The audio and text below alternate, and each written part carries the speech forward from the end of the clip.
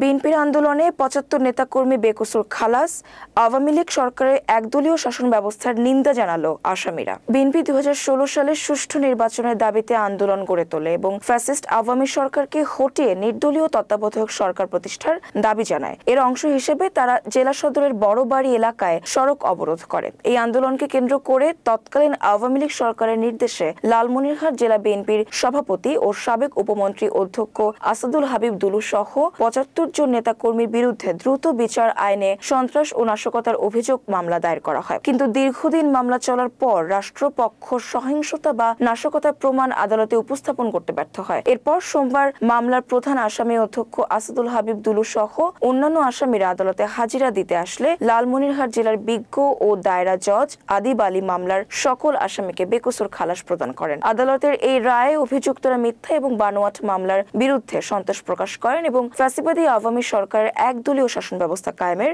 নিন্দা জানান।